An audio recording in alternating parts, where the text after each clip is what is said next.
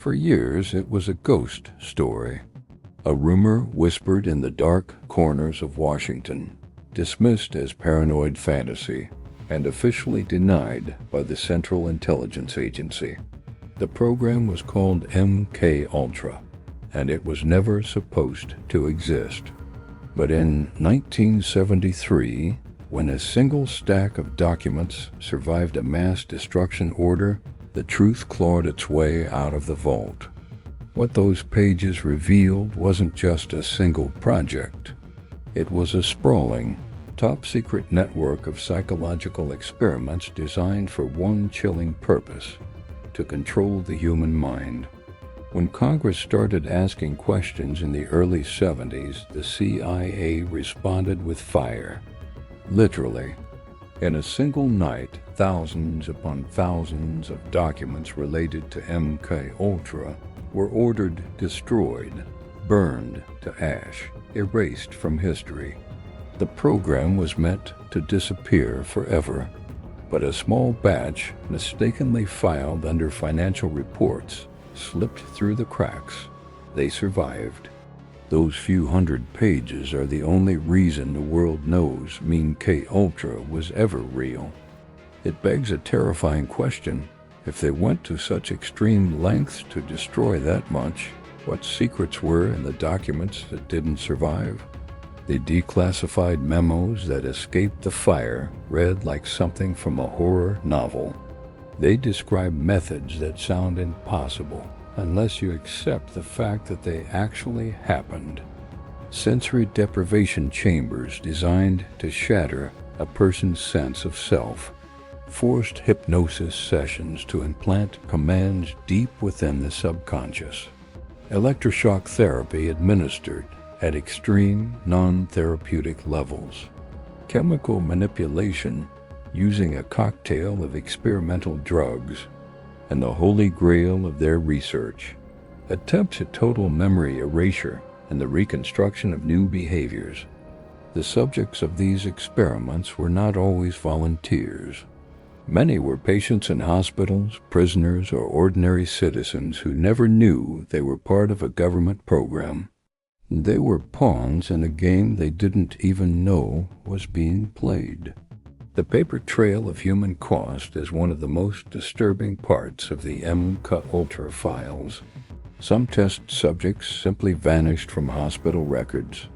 Others were transferred to undisclosed locations, their identities altered, their files sealed under national security classifications. Families who asked questions were met with a wall of silence. Agencies gave no answers.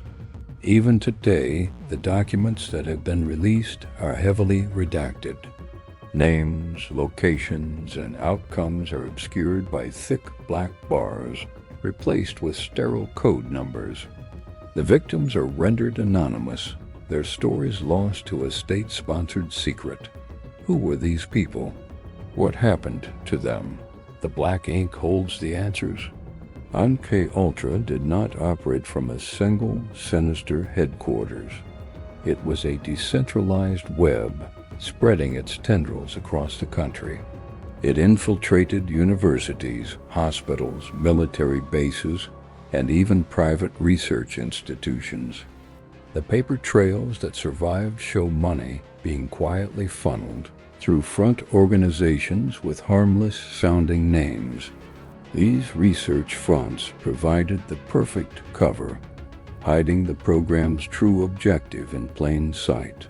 The goal was never healing. It was control. It was about finding a way to weaponize the human mind itself, and they used the nation's most trusted institutions to do it. One surviving memo references an experiment that went too far. It describes a subject being pushed beyond all known psychological limits in a procedure described only with the single, chilling word, terminal. The file ends right there, abruptly. No outcome is listed. No body is mentioned. No explanation is given. It's just a dead end. Other fragmented reports hint at tests involving weeks-long isolation in water tanks, prolonged sleep deprivation intended to break the psyche, and attempts to create programmable Manchurian candidate-style behavior. These weren't just experiments. They were systematic attempts to deconstruct a human being.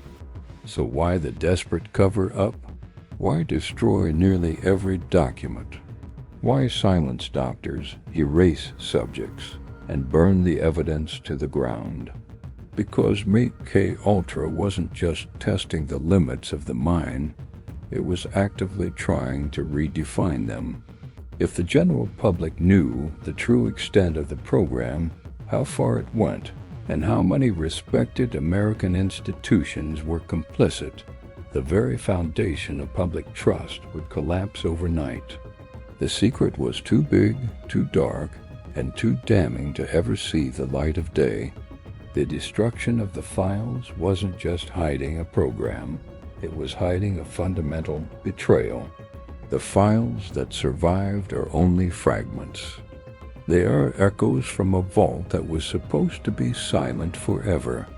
They show us only what escaped the flames, not what was purposefully hidden within them.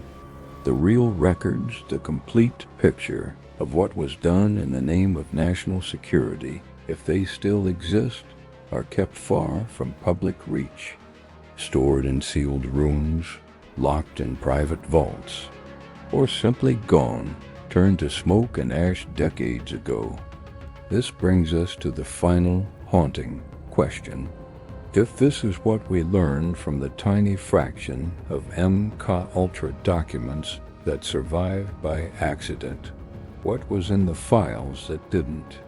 What experiments were so extreme, so successful, or so catastrophic that they had to be erased forever? And how many minds were irreparably broken in the pursuit of a secret that was never meant to be known? The truth about MK-Ultra wasn't released, it escaped.